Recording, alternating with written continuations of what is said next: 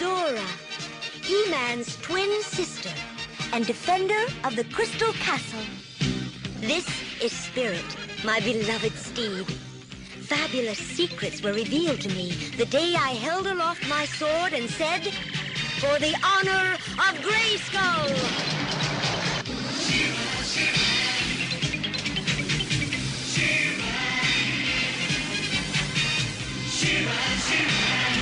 I am She-Ra!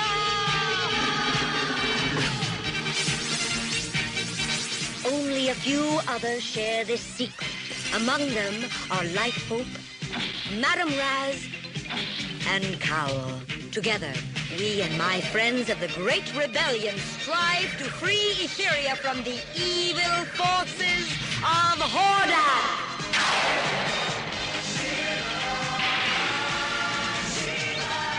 Hello, this is OptimusSolo, and welcome to the 57th chapter in our Powers of Grayskull series.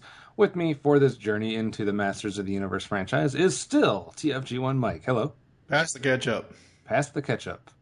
Well, it's episode 57, Heinz 57. Leave it to Mike for that reference, folks. All credit goes to him. Are you ready for more Myths of Etheria, sir? I don't know. We're in that funky. We're at the third. I guess we're through one third of the episodes for She-Ra, so we're kind of in that funky area where we're a third in, so it's kind of like, okay, enough with the welcoming, the introduction to this series. We want to get down to the nitty gritty, and hopefully it's going to get there. So we're kind of in that interesting time frame as far as the series goes. The third way mark is telling sometimes. 2 out of 3 for today. That's all I'll say. 2 out of 2. No, well, no, I don't actually. I should no.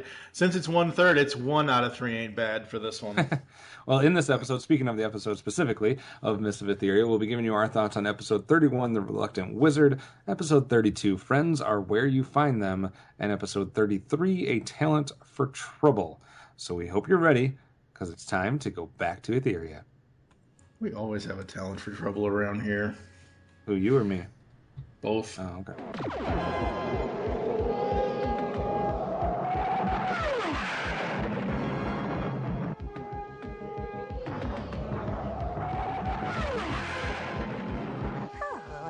I wonder what made the Horde Trooper suspicious. I thought I looked just like the other peasants. We begin today with episode 31, The Reluctant Wizard, which aired back on Friday, October 18th, 1985, written by Joseph Botsford. I'm pretty sure that's the first time we've seen his name come up. And the plot goes something like this. One day, Madame Raz is escaping a Hordak soldier, and an old tree helps her. She retells her adventure to Adora and Bo, and they go on to find that the old tree is actually an old wizard. So we have Hordak, Catra, Shadow Weaver, and then we have She-Ra, Bo, Madame Raz, Cowl, Broom, Swiftwind, Light Hope, and of course the before-mentioned wizard. So what did you think of the setup for the Reluctant Wizard? There's too many wizard plots in the Masters of the Universe. A lot of wizardry. I would have rather have seen Zagraz's return than this guy. Because this episode, to me, the general overall plot felt like a message that we've seen before in both of these cartoons. Yes. In both, we've seen this message of, this person or this kid or this adult or this old woman or this imp or whatever is really, really crass and secluded and doesn't want to give anybody the time of day. And, I would have I know this would never happen, but I would have rather have seen Granomir, because this is essentially a Granomir plot without Granomir. No. What about you? I mean, I'm not opposed to the fact of this, that's kind of a plot setup of a being that exists on Etheria that we don't know about, kind of like this guy that's just been in seclusion that we're not really sure what's going on. So, I mean, I think there is a little bit of an air of mystery that I like. As far as what you're saying, though, with just another wizard, another magician, another, sorceress or sorcerer, we've seen it a lot of times. So, like always, we say this a lot, but it's going to come down to the execution on this one. The plot doesn't excite me, but it doesn't turn me off either. So, all right, let's make our way then to see what actually we did like and dislike about this episode as we go to the Whispering Woods for the first time today. I just wish we knew more about this wizard, and I know just who to ask. Lighthope. For the honor of Grayskull!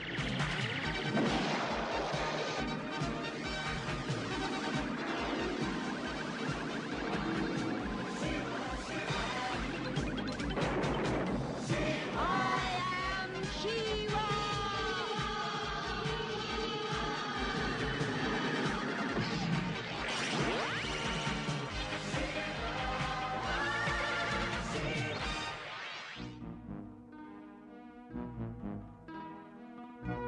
Isn't there anything you can tell me about this mysterious wizard?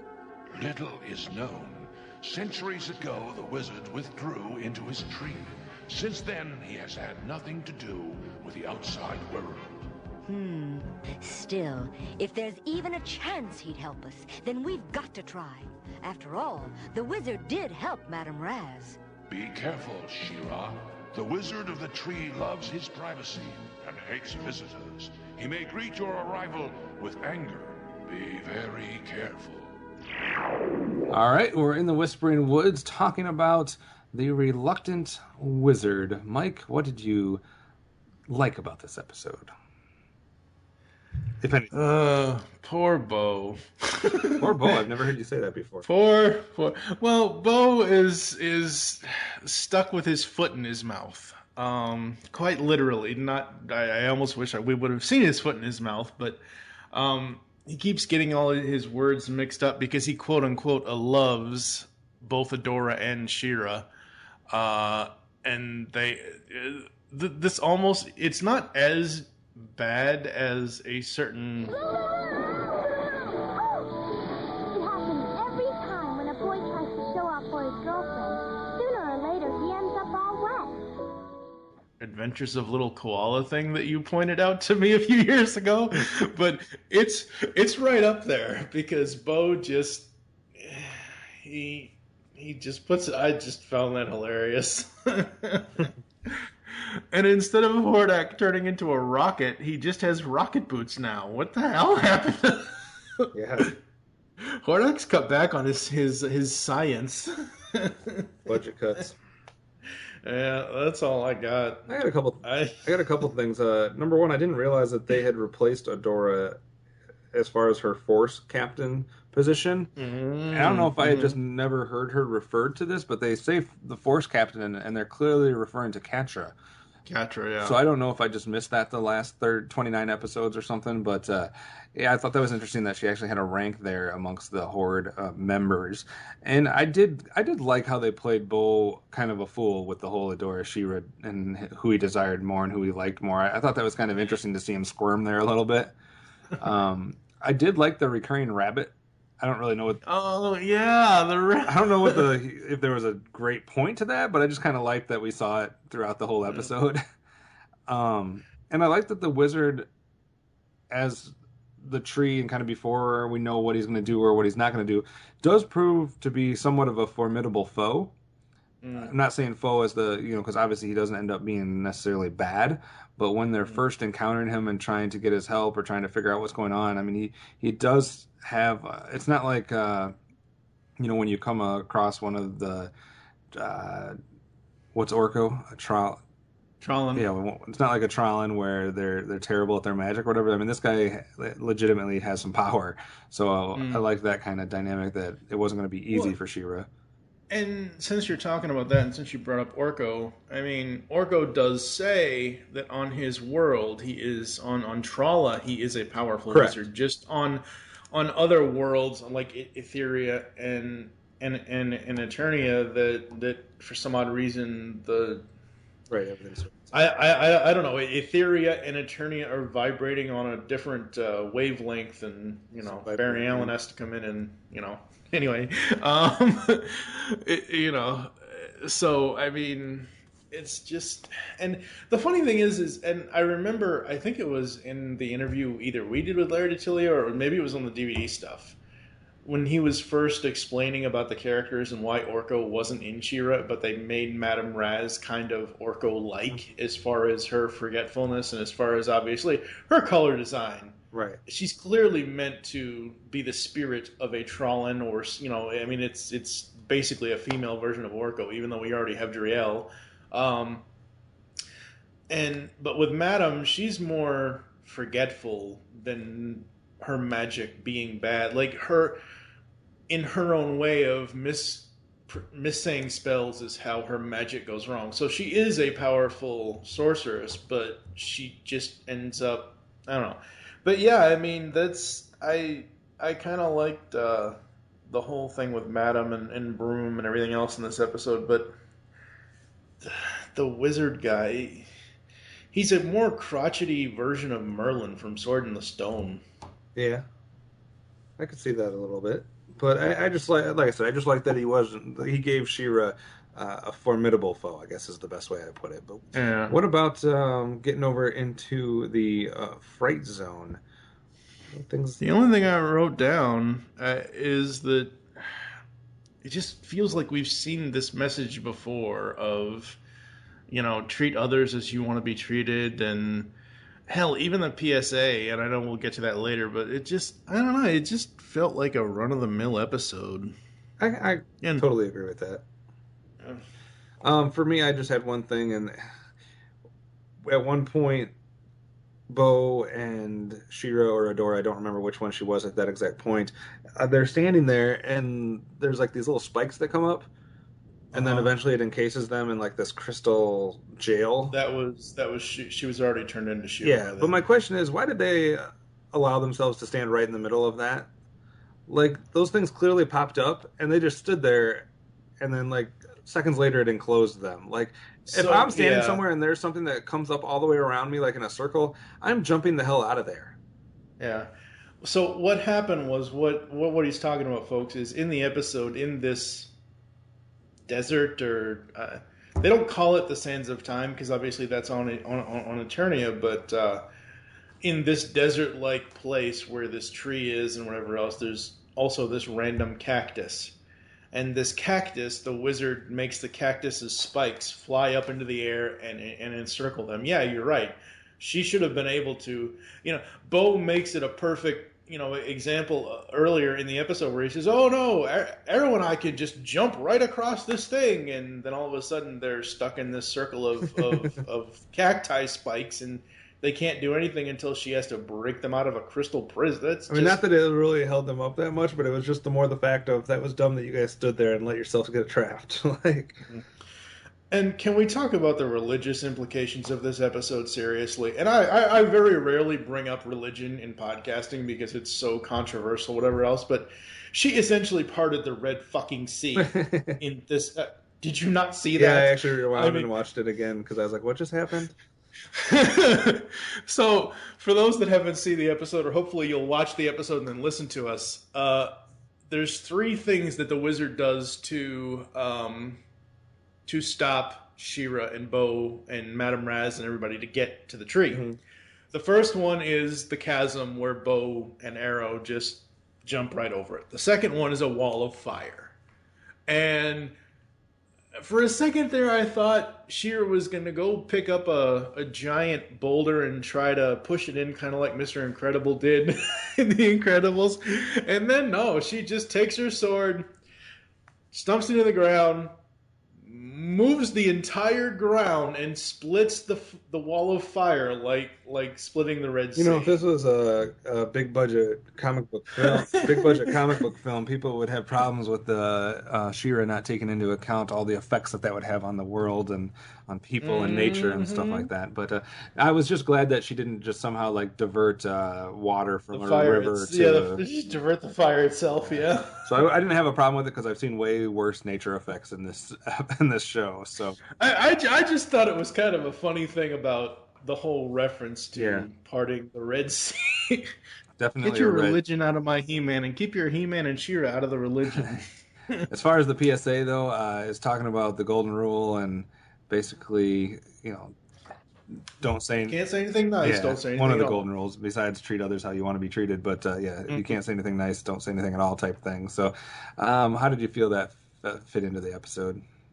I don't really think it fit, really, honestly, because the wizard wasn't saying anything bad about them. He just didn't. He was under the assumption that because they wanted to help him, that they wanted something in return. Right. Which is understandable. The whole favor thing, like if I do something for you, I'm going to then expect you to do something for me. No. The whole point of having friends and doing things for friends is, if I do something for a friend of mine, or if I whatever, I'm not going to sit here and expect them to do the same thing for me. If they do it, if they do something for me in return, great. But I'm not going to sit here and expect that. You're not keeping I think tallies. that would have been more. Oh, You're not keeping tallies on a scoreboard somewhere. Yeah, no. Who owes I don't what? have that kind of. I have all kinds of time to waste on review podcasts. I don't have time to waste on keeping tallies of what my friends do for me and don't do for me.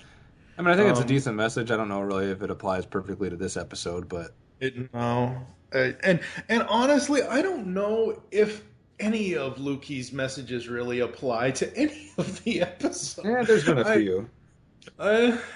We'll get one still today, I think that does. But let's take a quick break, and then we'll get back and do our first award trophy presentations of the day.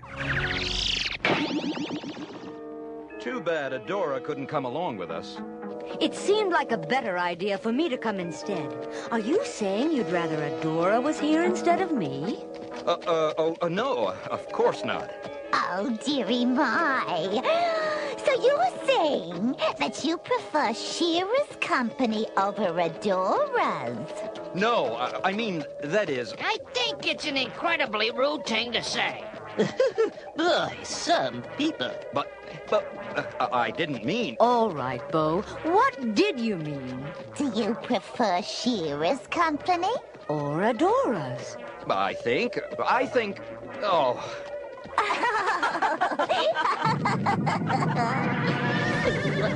What's that?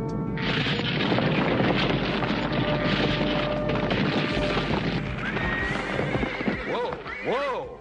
That was no earthquake. That chasm just suddenly appeared. Like magic. Madam, you and I can fly over, but do you know a spell that could get Bo across? Arrow and I can get across on our own, Shira. All we need is a little room. Watch this. Bo, wait! Go, Arrow!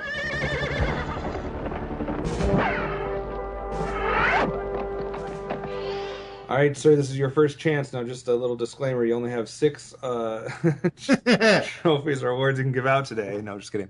Any horde bats or protection swords for this reluctant wizard episode?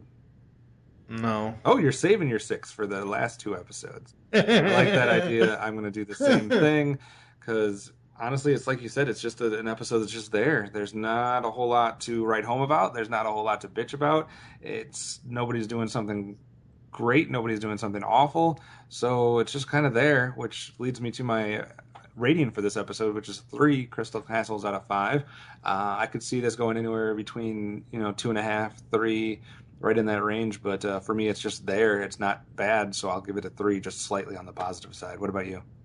Like I said before, when I was kind of in Whispering Woods, kind of making fun of Bo and the whole situation, if I really wanted to nitpick something negative out of it, I would have said something about Adora/Shira and Madame Raz giving him a hard time over him jumbling his words, and because he's so flustered because he loves both Adora and Shira but I mean, I thought that was a comical scene. That's why I put it in my Whispering Woods moments. Right. I didn't like. Bo didn't do anything in this episode that is moronic like he normally... Like, Bo didn't have any Tila moments in this episode at all, thank God. But at the same time, as we said, just nothing stood out from any character at all whatsoever. And because of that, sadly, I have to give it only 2 Crystal Castles. Like I said, I can see that. 2.5, 3...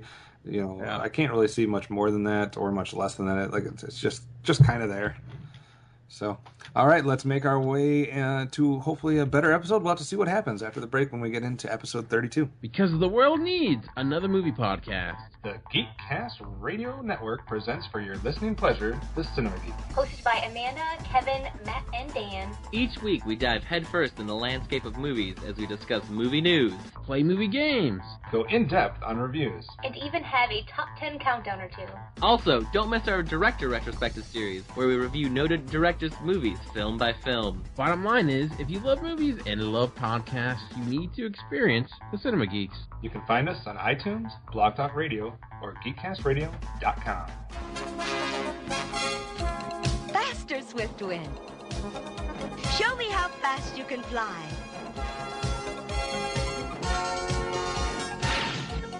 Great!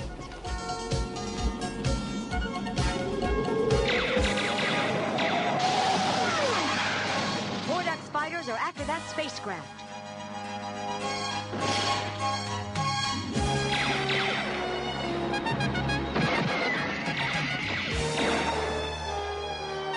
These robots need a lesson in space manners. All right, next up is episode 32.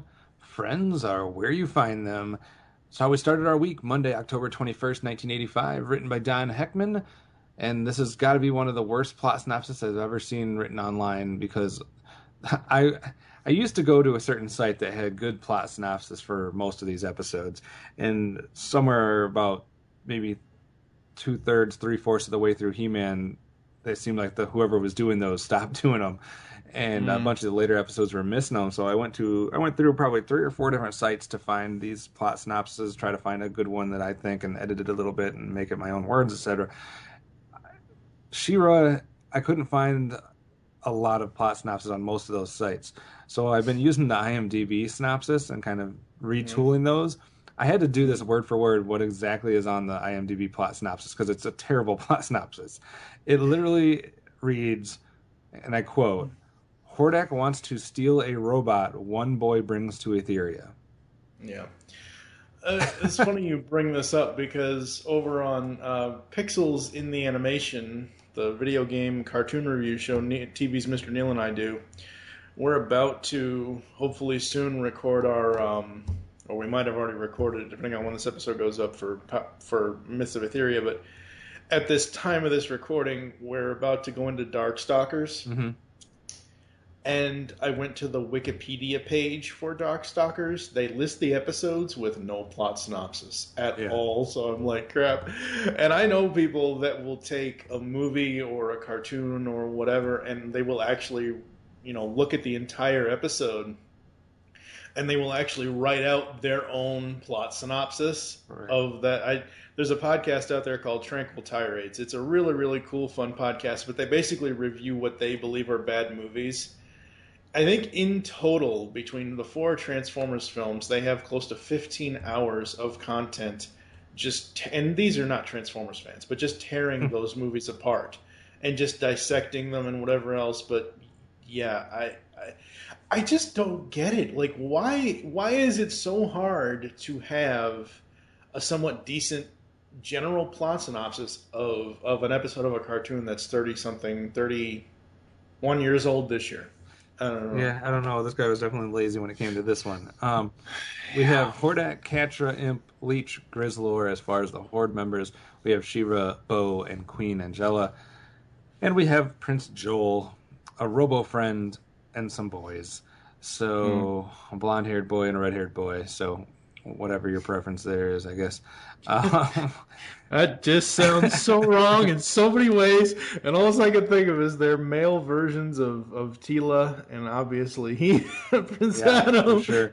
So, what did you think about this whole friends are where you find them? We have, basically, let me give you the real plot synopsis here, and that is Prince Joel crashes onto Etheria with his robo-friend, and he's stranded, and basically it's him trying to make friends and exist for a while before they can figure out a way to get him back to his homeland. And along the way, Hordak wants to try to take his robo-friend because it's a powerful robot. So what did you think of this story? I would have rather have had Dial-A-Mug back. I mean, honestly,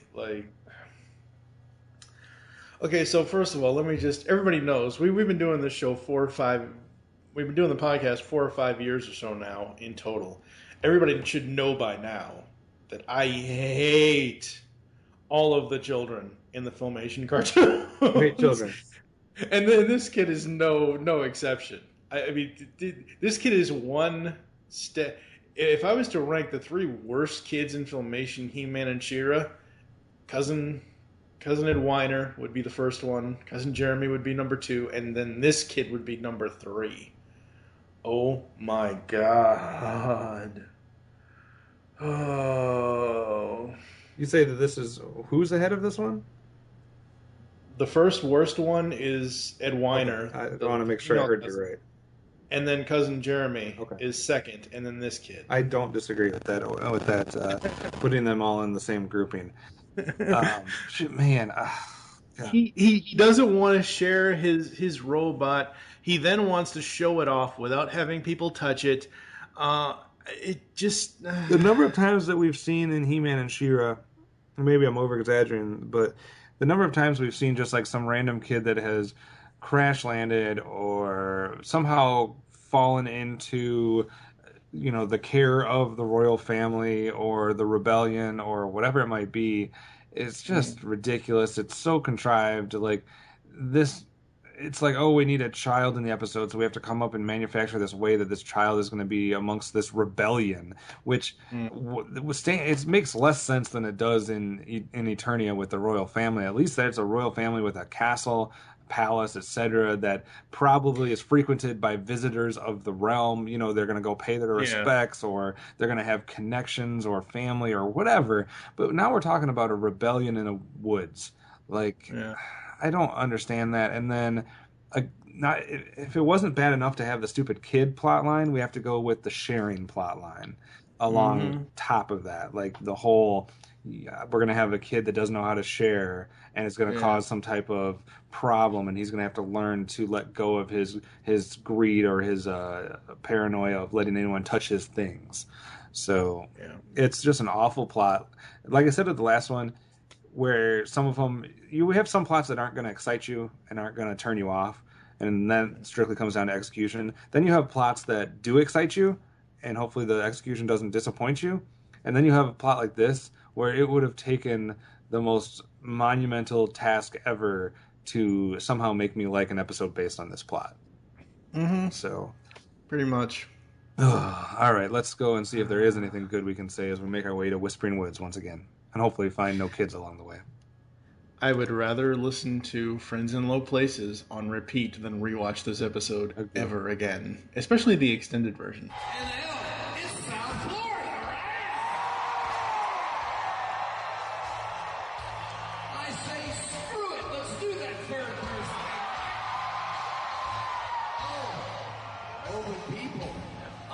To hear this sing louder than I've ever heard it sing before. Alright, you ready? Here we go.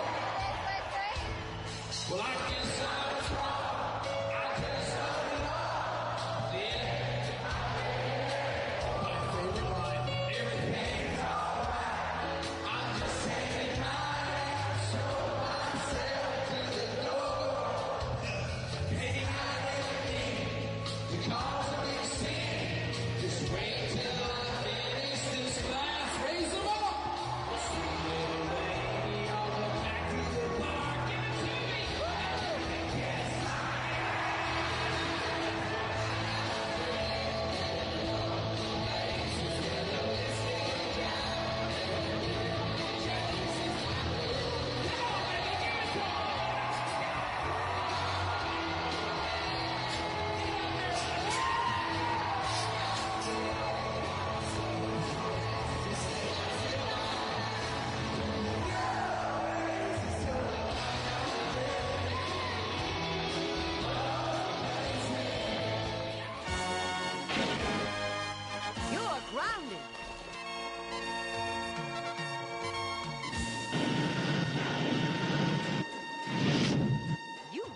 Don't know when you're well off.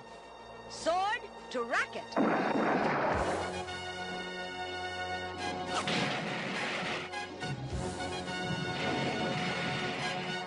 That's an ace for our side.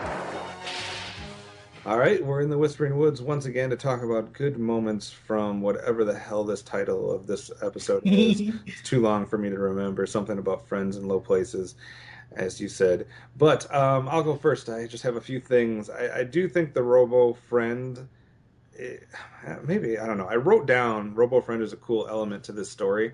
Maybe that's because of the other terrible elements that it just makes this look like a better element. But I do like the idea of this robot that can do different things, change into different things, whatever. I mean, I don't dislike that. Not a good day for Horde Troopers. Last episode, Hordak totally just annihilated a Horde Trooper. This episode, he drops one into the, I guess, water or something. So not a good day in the whole Fright Zone to be a Horde Trooper. I did think this is how much work we had to do to get something good about this episode. There was a cool variation on the theme song when She-Ra flies away after the Robo Friend. Mm-hmm.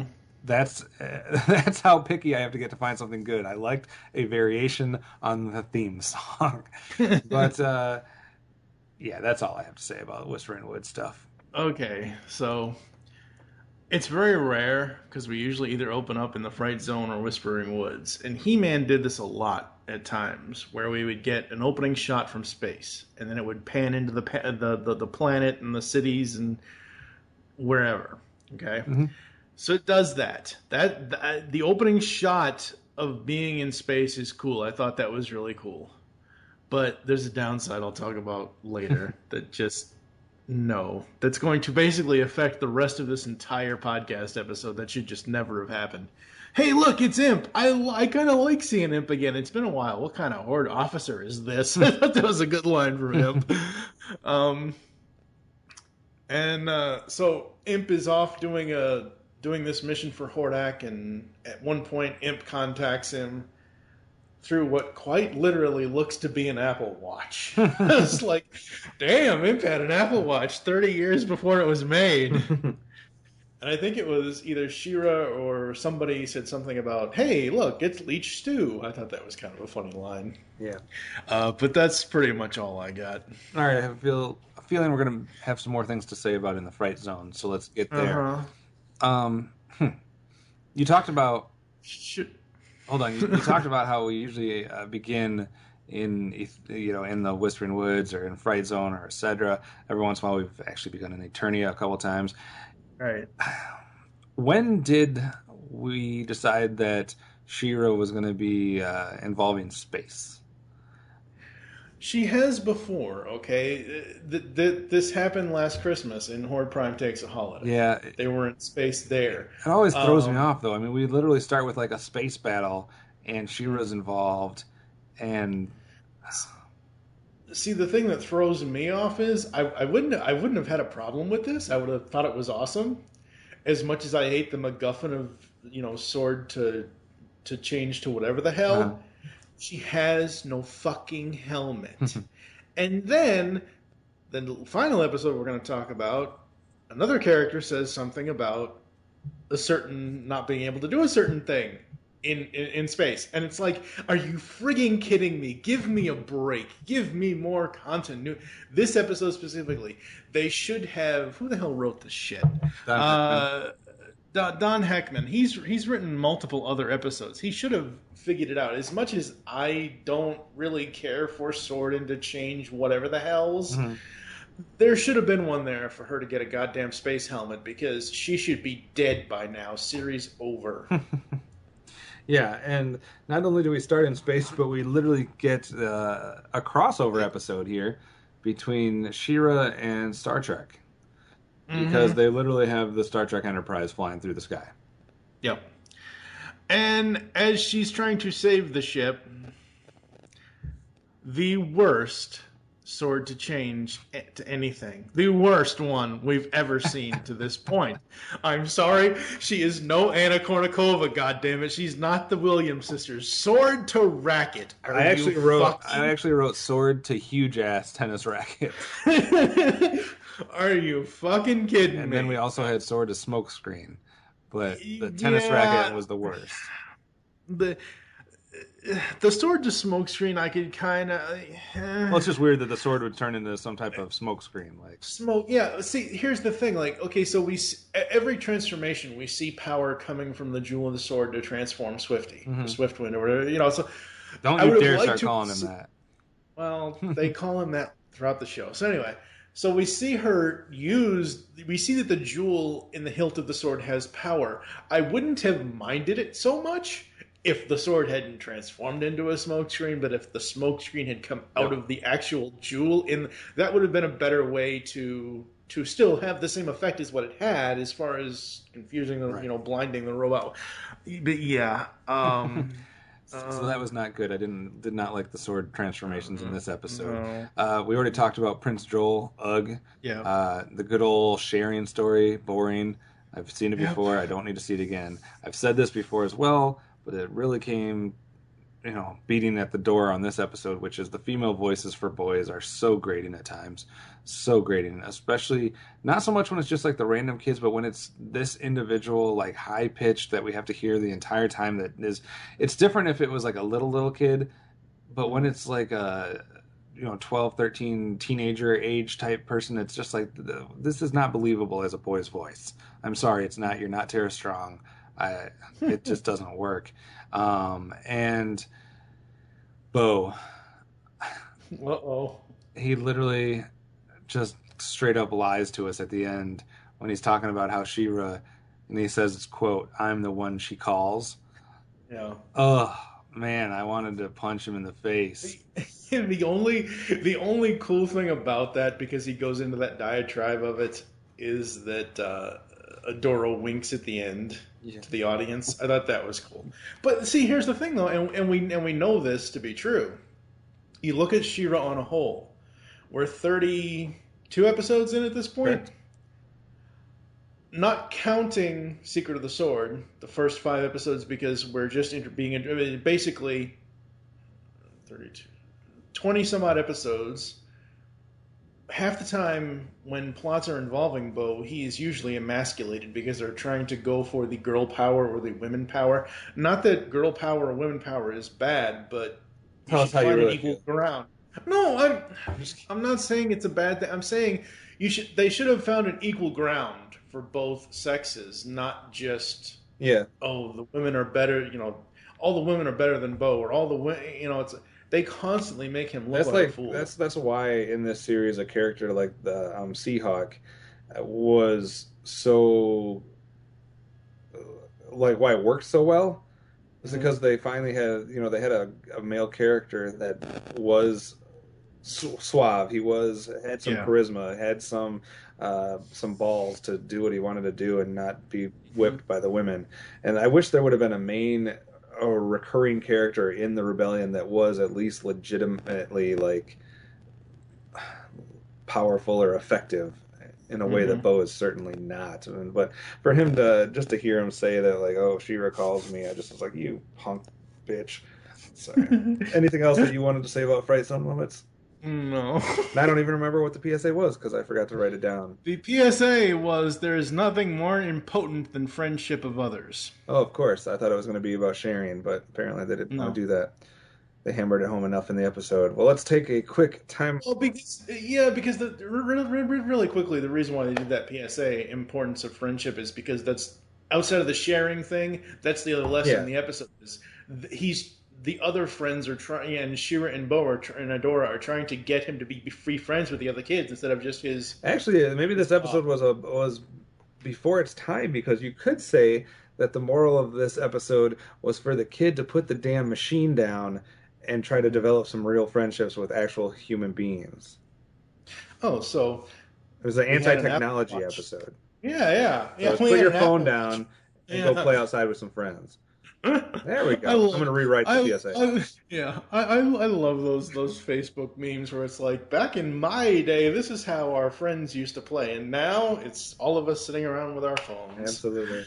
Well, before we go down that rabbit hole, let's take a quick break and come back and see. We didn't have any awards out last episode, so let's see if we saved some for episode 32. But it's broken. Queen Angela's castle in Bright Moon is nearby. She'll be happy to try to get word to your parents to let them know you're here.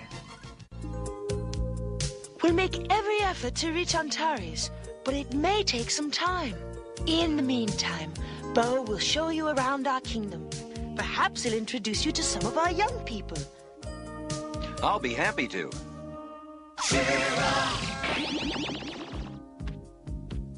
All right, it's time for the awards ceremony, sir. And you did not give out anything last episode. Will it be a duplicate here, or do you actually have some people that you'd like to hit or reward in some way, shape, or form? Horde bat to the writer Don Heckman. Horde bat to She-Ra for not using the transformation thing in space. Horde bat to the kid. You only have 3 left for the whole day. No, well...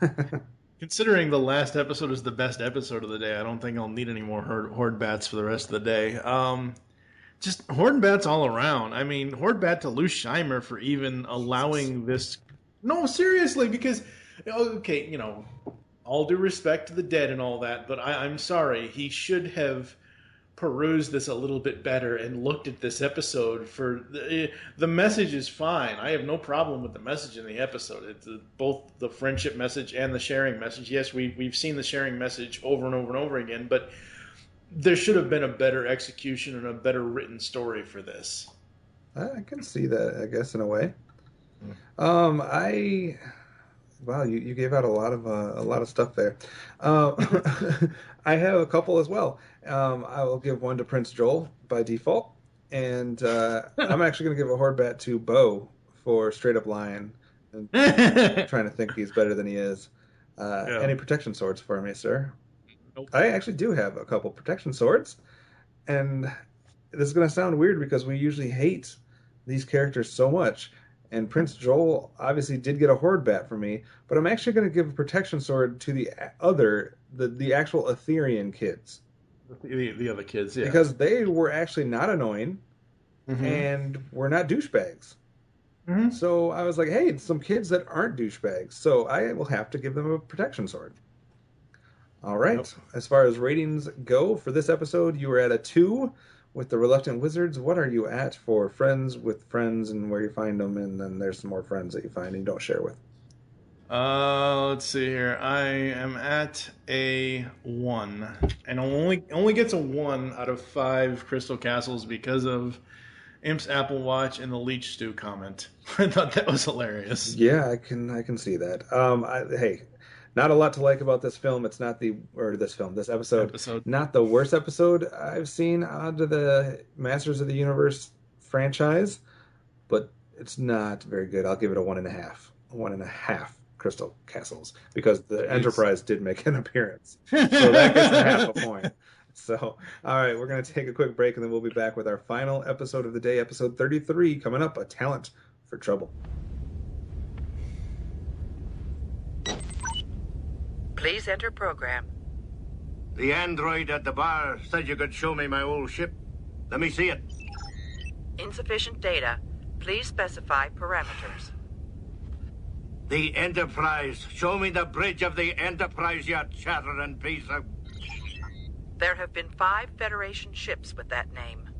Please specify by registry number. NCC 1701.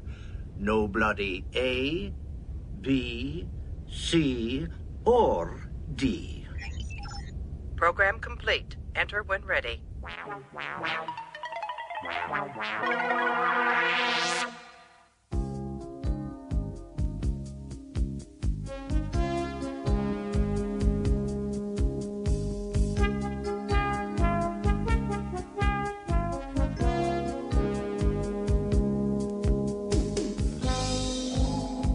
Very nice of you to offer to help me, Orko.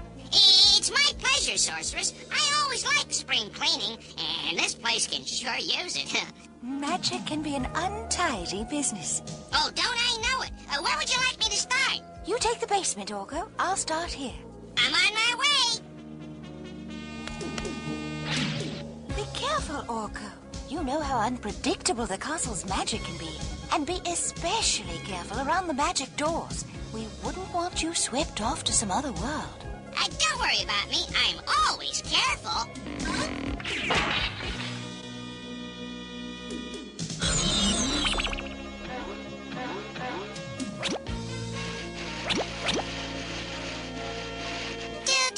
Oops.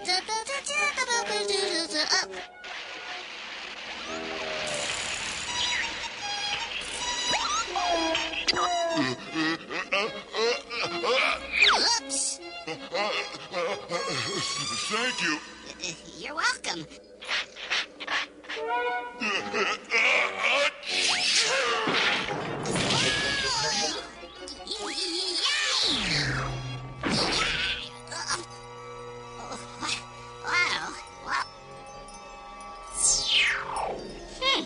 I must have gone through one of the sorceress's magic gates. I wonder where I am. Last up today is episode 33, A Talent for Trouble, Tuesday, October 22nd, 1985, written by Larry DiTilio. Well, how long has it been since we've had one written by him? It's been forever. I don't think it's been as long as you think it has. I think you shit on his last one. Assisting the sorceress with her spring cleaning, Orko accidentally ends up on Etheria and is soon captured by the evil horde along with Madame Raz. He-Man comes to join She-Ra to help rescue Madame Raz and Orko. So we have Hordak, Catra, Shadow Weaver, Mantenna, Leech, and Grizzlor. And then we have She-Ra, Madame Raz, He-Man, Orko, Broom, and of course the horse. And then we got some minor voice roles from the door knocker in Castle Grayskull, as well as the Minesweeper that's used on Orko.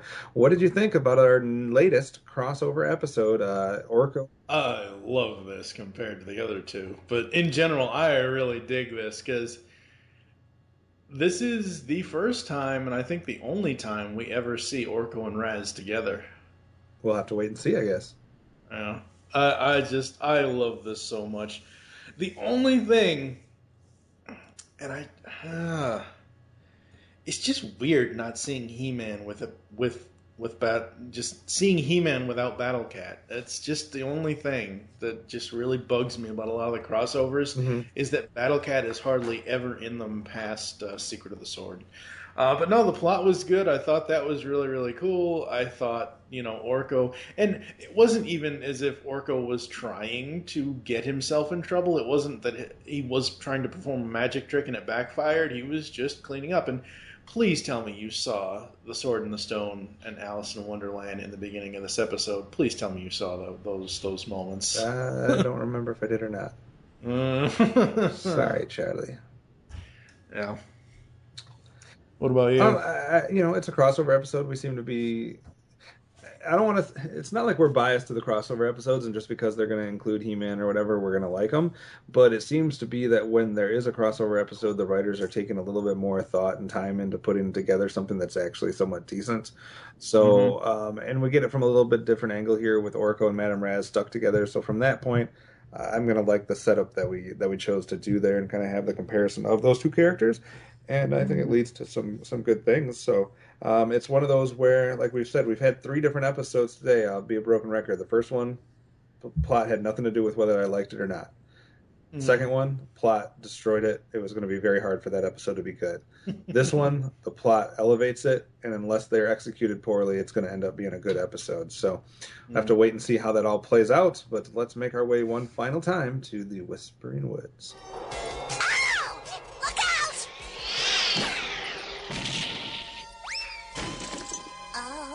Dearie my.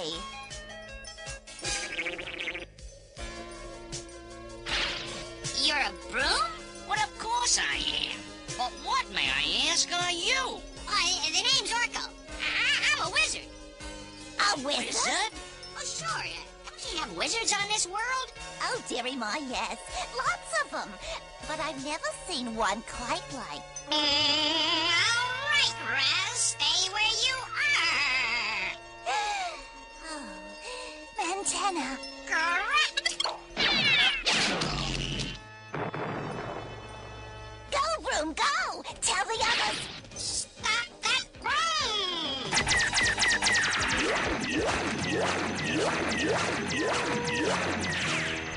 You useless tin cans! You let him get away! Oh, dearie my. Good flying, Broomy.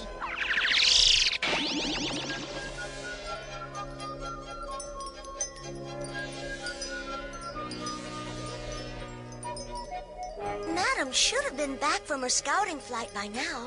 I hope nothing's... Look!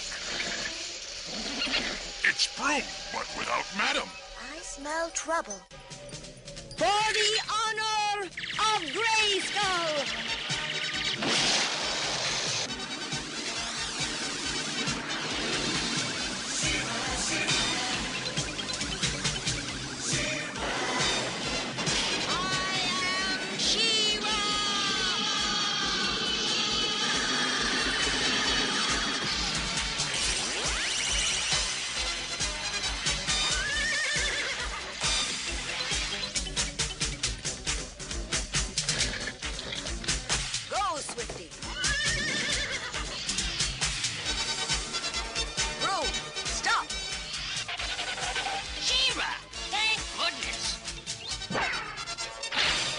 Madam.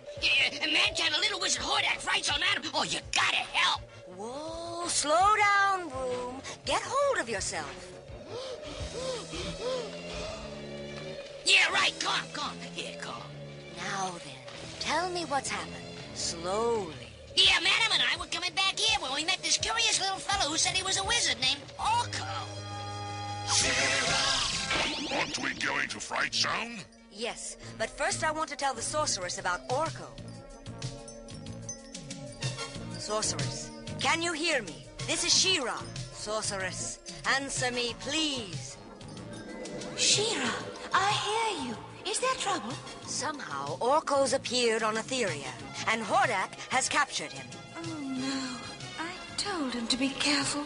He-Man always said he had a talent for trouble, but don't worry, I'll help him. He-Man will want to help too. I shall send him immediately. Good idea. I'll wait for him in the usual spot. Farewell, sorceress. Farewell, She-Ra. All right, last chance to talk about some Whispering Woods moments. What do you got for us for this crossover episode? Starting at Grayskull, always very awesome. Very rare scene with just the sorceress and Orko. Orko's usually there at Grayskull, but it's usually He-Man or Battle Cat or Man-at-Arms, but it's a very cool and rare scene that we see just the sorceress and Orko. And as I mentioned a moment ago, anyone else have a sword in the stone feeling with the brooms and the mops? And all I can think of is Merlin's dancing brooms and mops as they go off and have their... See, I had something completely different that's why I wasn't seeing what you were saying before. Okay. Mine was a Fantasia reference. Where you have like the magician's nephew or whatever it was with Mickey, and then all the brooms cleaning up and stuff. And then the door knocker is like the door knocker in Alice in Wonderland, where the door's locked, and she's like, "Well, how am I supposed to get through?" and whatever else, and the key's up there, and I'm too big for So that was kind of what I saw there. Nice to see Madame Raz and Orko in the same place. As of this recording, as of this episode of the show and the episode of the series, this is the only time I believe they were ever in the same episode. I could be wrong, and we'll find that out as we go along here.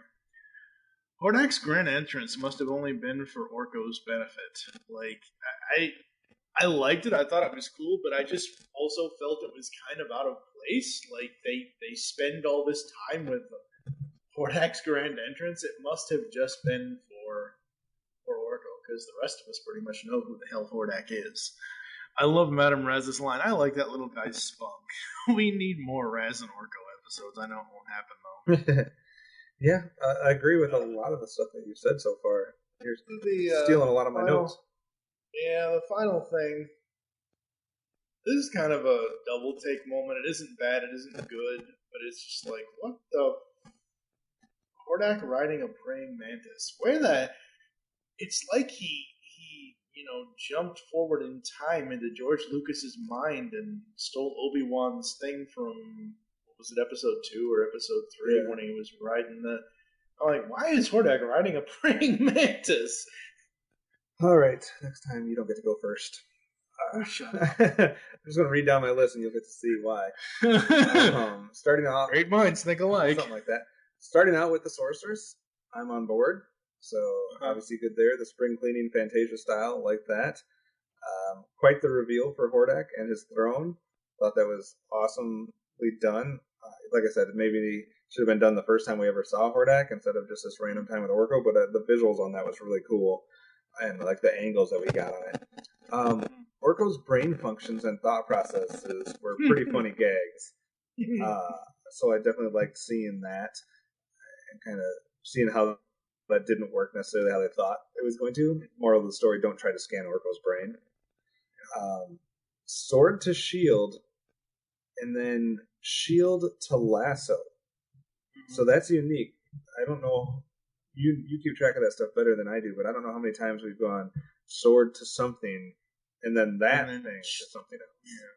She's done it, but yeah, it's normally when she does back and forth from sword to something, then back to sword, and then later in an episode she'll do, I think it's the one where she uses the lariat, where she used the shield before. But yeah, that was kind of unique to this episode where she went from shield to lasso. Mm-hmm.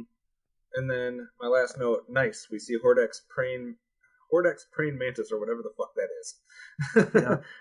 I'm not good with the toys on the vehicles. I don't know if that was one or not, but there was one that was very similar to it, red and black style from the He-Man line. This one's more of a green. Yeah, see, that's why I just thought it was a regular old praying mantis. It just was weird seeing him on that.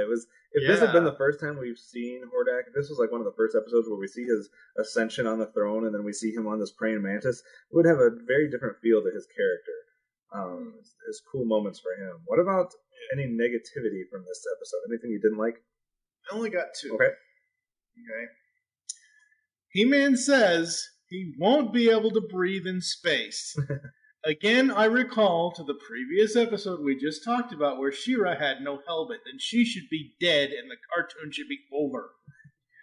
Okay? The other thing, the Horde is all about science and magic if you count Shadow Weaver. Why do they have a hay transport? Are they becoming evil farmers? What's going on here? Why is... I know why the hay transport is there. It's to cushion He-Man's fall. It's to... But I'm sorry. There's, if he had fallen anywhere outside the fright zone, I could see, a wagon of hay being there because most of the Etherian people are farmers. We've seen episodes where there are farmers on Etheria. So I wouldn't have minded that, but the fact that it was a Horde hay transport?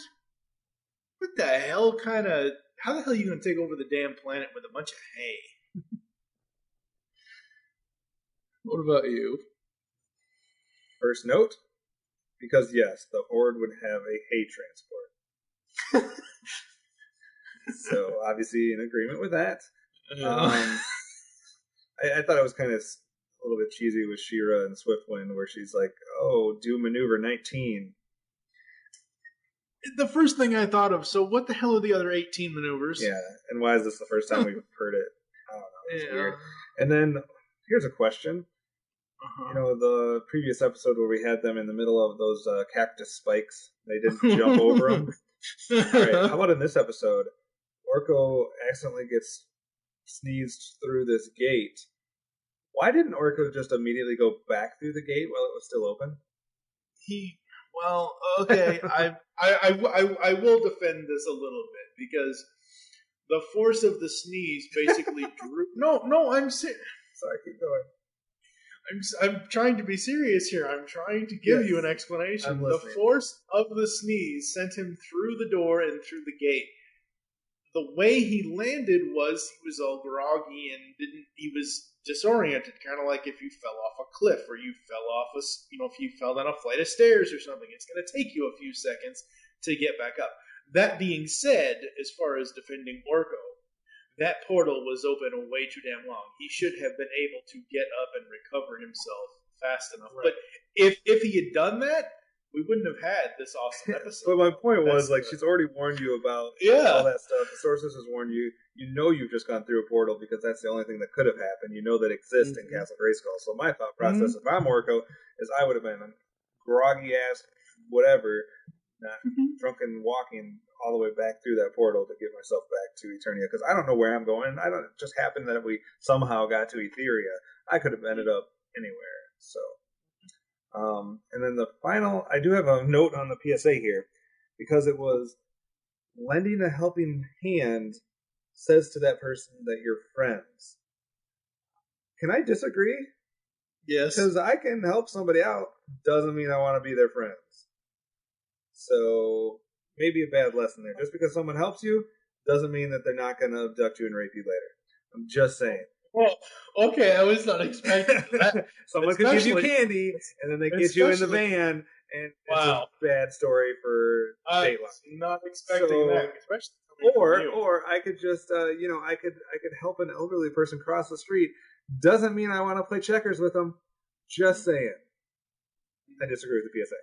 Okay, so let me, and I agree with your disagreement, but building on that fact, my mom passed away last year, and I needed some help, and in this day and age of the internet and GoFundMe and Kickstarter and all that stuff, whatever else, one of my friends set up a donation page for me at the time, and sure, a lot of my friends that I've podcasted with and everything else, donated, but there were also a lot of anonymous donations for people that I may never know. There was a guy that donated directly to my PayPal because I had given it out. I'd given my PayPal email address out at one point or another, and I didn't even know that was going to happen. So there are more than one way or two ways to help people. And yeah, you're right. You don't always have to be. You can help them because you want to help them. Yeah, exactly. And because we, more so I have been in the podcasting thing for 8 years this December, the way I feel about it is, yeah, a lot of these people, a lot of the listeners are my friends and things like that, but I don't talk with a lot of them every day. I consider them more of fans of mine, that they listen to my opinions, our opinions, the network opinions, whatever, and they like what we do, so they still come back. But I don't necessarily talk to them on a daily basis. You know what I mean? Right. So it's one of those things where, like you're saying, you can help somebody.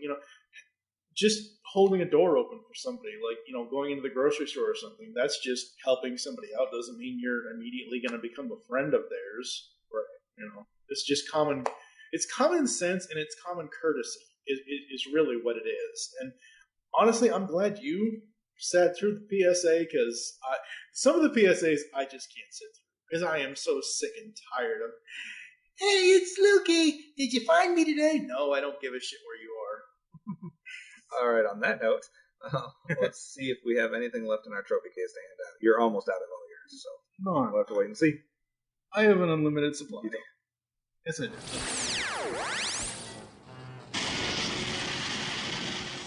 You don't scare me much. Hi, sis. Brother. So, Hordak has Orko, does he? Yes, and Madame Raz, too. Well, let's go have a talk with the man. My feelings exactly. What? What do you mean you can't find out what he is? What about your great spells? Oh, I've tried them all, but there is something about him that defies even my powers. Man-at-Arms always said no one could figure me out. I guess he was right. Oh, that's telling him, dearie.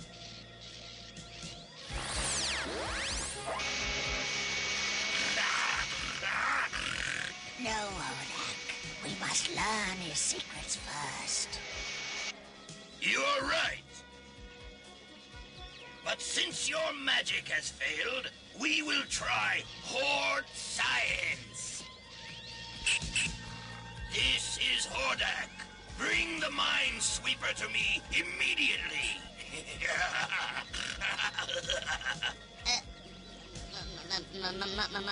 Minesweeper? Oh, I don't think this hat's the right size, and I don't like the color either. Joke while you can, insect. Now, for Phase 1.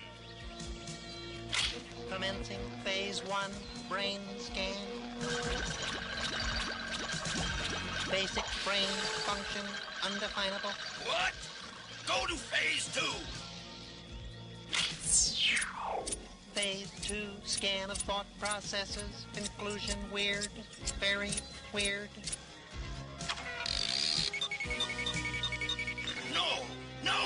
No, this can't be.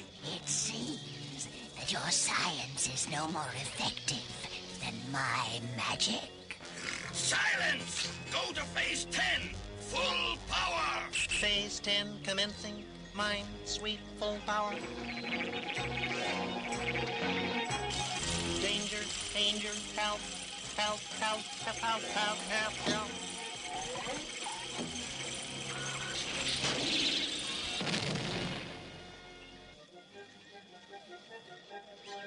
Hey, that was fun. Can we do it again? Hordak is a meanie, Hordak is a meanie, Hordak is a meanie, Hordak, meanie, Hordak is a meanie. He's destroyed the Minesweeper. Whatever his power is, it's incredible. Horde Prime would delight in such a subject for his experiments. What are you saying? Send him to Horde World. Let them play with him for a while. If they fail, we are not disgraced. And if they succeed, we get the credit for sending him. All right, time for Horde Bats, Protection Swords, and Crystal Castles. I think you got one trophy left in your case here. I need Horde Bats for you to hand out. I'm going to give a Horde Bat to the Horde overall for having a hay transport. That was just illogical. They got to feed their praying mantis. Apparently. What about you? I got two. One for Orko for not going back through the portal. Oh, come on! If he went back through, you can't do that. I veto that Horde Bat. You can't do that because if he had gone back, it gets better. We wouldn't have this episode. My other one goes to the sorceress because you should know better than to trust Orko cleaning in that area of the castle. You know he's going to end up doing something stupid. But he didn't do... Okay, so this wasn't... Well, then control your door knockers and maybe clean more often so they don't have to sneeze. This whole thing could have been prevented. I know it was a good episode, but it's an episode that should have never happened because of the stupidity of Sorceress and Orko. First of all, why do you have a giant door knocker that is able to sneeze in the first place? That's really... If you're going to have that door knocker, why not have him on like a main door instead of hidden in the dungeon where he doesn't get anybody to talk to? No. But I mean, Orko's actions, like I was saying earlier, I don't blame Orko because he's just doing what he was meant to do. And he even tried to stop the guy, the door knocker guy, from sneezing twice. So I find that Orko... This is not a case in the jury. You can't find anything. I find that Orko is not at fault for any of... This isn't like him trying to, like I said before, trying to do a magic trick for man. All right, Mills Lane, I'm Judge Judy, and I'm giving him a Horde Bat. Well, Mills Lane outranks Judge Judy. Oh, Protection Swords. Anything for you? He-Man, She-Ra, Orko, and Madame Raz. All four. Absolutely That is way past your quota, sir. You've had 2 episodes where you've handed out 3 things to somebody. Oh. So that's right. Orko's Protection Sword will cancel out because of the Horde Bat I gave.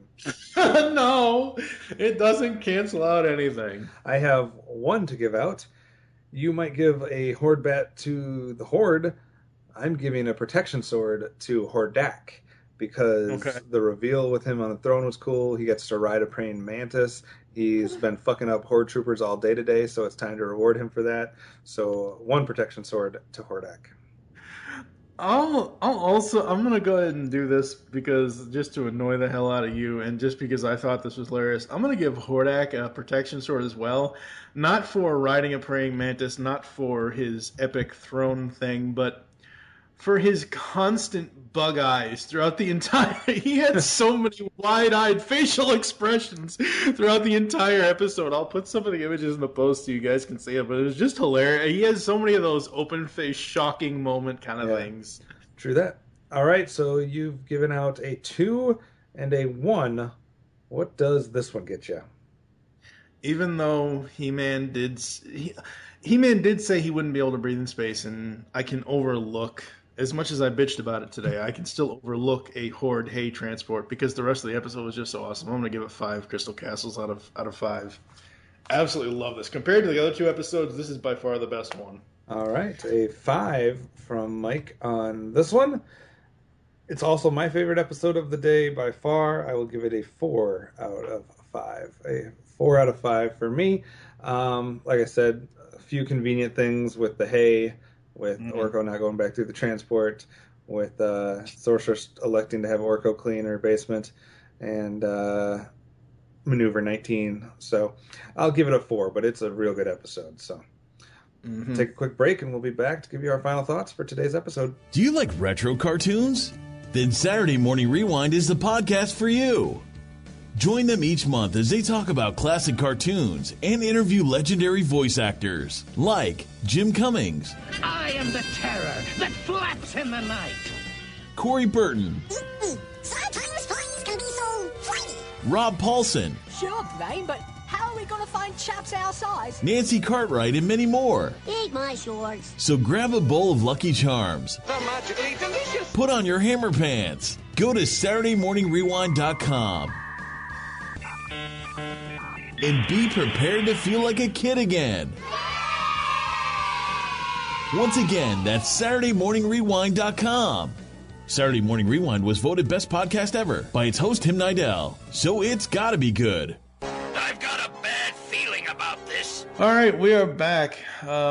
Final thoughts after this episode, sir? Well, I mean, hey, we're a third of the way through the series. We've passed the third way mark, I guess, if you want to call it that. So, man, I don't know. Obviously, we were really excited to start She-Ra, get away from the He-Man universe for a while, and kind of be introduced to all these characters. I guess I was under a false impression, and maybe it will change here as we go through the second 2/3 of this series. I thought we would see a lot more of the Rebellion, a lot more of the Horde, a lot more characters than we've seen so far. I mean, it's basically been like the 5 main bad characters. We've had Catra, Scorpia, Grizzlord, Leech, Mantenna. Scorpia hasn't been in an episode in a while. But I'm just saying, like, so far in the first 30 episodes, like, that's about all we've seen, minus, like, 1 or 2 little tiny roles. And I just thought we'd get a little bit more from that. But even I won't complain as much from the Horde because they have mixed it up a little bit. But from the Rebellion, we've basically seen Bo and She-Ra and Madame Raz and Broom. And it's basically been Madame Raz, Broom, Cowl, and all those characters, which I realize those are main characters, etc. But I thought we'd see a lot more from all the other women that were made into toys, and Flutterina and Frosta and Castaspella and all these different characters, and we haven't seen any of them. I mean, we've seen Castaspella a few times. We've seen the other. We've seen the look of some of them, but they haven't even spoken yet. Right. We've seen Frosta twice because she was in in the episode. Well, yeah, but she was in the episode where she created the snow, and then she was in the hall when She-Ra was telling a story to Cowl or something, the Great Hall thing. Right. In these even 3 Glimmer, episodes, we don't really get to see a ton of. Yeah. We went to Bright Moon in episode 31 today, or episode 3. The kid episode. We went to Bright Moon. We saw Queen Angela for a half a second, but none of the actual plots so far recently are revolving around Glimmer and Bright Moon. There's been Angela. One that focused on the Queen, one that focused on Glimmer, and one that somewhat half focused on Castaspella. But it's that's been about it. And I just thought we'd see more of the people, I guess, of the Rebellion. And so I guess that's my biggest disappointment up to this point, and I'm hoping that maybe we get to see some more of that in the next 60 episodes, a little less than 60 now. But, I mean, I can't complain out of the amount of times that we've seen the Horde and the Rebellion interact. That seems to be somewhat constant. We're not getting a whole bunch of episodes like we did in He-Man where we don't see Skeletor for 20 episodes or something. So, I mean, that hasn't happened, but... Well, and the difference is here with She-Ra is you have a fixed number of episodes compared to He-Man. I mean, you had a fixed number of episodes in He-Man, but you have 37 less episodes in She-Ra. She-Ra only had 93 episodes, whereas He-Man had 130. Right. So you have, like I said, 37 episodes where there's nothing. You don't have that additional 37 episodes to be able to throw in those one-shot characters like we've had in He-Man. I guess my point at this juncture is I'm kind of at a tipping point. I can go either way. I'm not upset with the series, and I haven't come down on it one way or the other as far as my grade for the overall series. But even He-Man had some cool, like, little one-off episodes where we got to see Moss Man, or we got to see, whoever it was, just these random good characters or random bad characters. And even though we didn't get as many of them as we would like, we haven't gotten any of those hardly here. So I would really like to see some of that going forward, because otherwise I have a feeling if we go another 15 to 20 episodes and we don't start getting somewhere with some of those, it's going to be a rough second half. I think I said this in episode 56. I do know coming up we do have. Don't spoil it. No, well, I've already said that. I said this last time in episode 56. We do have coming up in episode 59. We have an episode called Into the Dark Dimension. Up in episode 60, there's an episode called Glimmer's Story. Episode 61, there's an episode called Welcome Back, Cowl. Like I said, these are all still the main characters that we've already been seeing for the most part. So I don't need to see too much. We haven't seen Glimmer in a while. Yeah, Glimmer, I get it, but I don't need to see too much on Cowl or Madame Raz or Broom or Bo. I've seen them. We know them. Yeah. That's it for me. All right. And then in episode 65, that idiot troll Lukey gets his own episode when he apparently lends a hand. But anyway. All right, so that's going to do it for us here on Myths of Etheria. Thank you for listening. If you'd like to get in contact with us or leave feedback for the show, there's several ways to do so. Visit the website, geekcastradio.com. You can comment on this and all our other episode posts. Leave the show feedback in iTunes. Please do this. You can also find us on Blog Talk Radio as well. Follow us on Twitter at GeekCastRadio is the network Twitter. You can follow at Pow of GRAYSKULL for the show Twitter. Mine is TFG1Mike. What is your Twitter? At OptimusSolo. Become a fan on Facebook. Go to facebook.com/Geekcast Radio Network. We hope you enjoyed the myths today, and don't forget to join us in our next adventure when we will take a look at the next 3 episodes, those being Troll's Dream, Gateway to Trouble, and the Unicorn King. Oh boy. For now, I am TFG1Mike with... You're not a troll and a unicorn lover? I don't know. It's better than vampire zombies, all right. So there is that. This is OptimusSolo. By the power and for the honor of GRAYSKULL, you all have the power.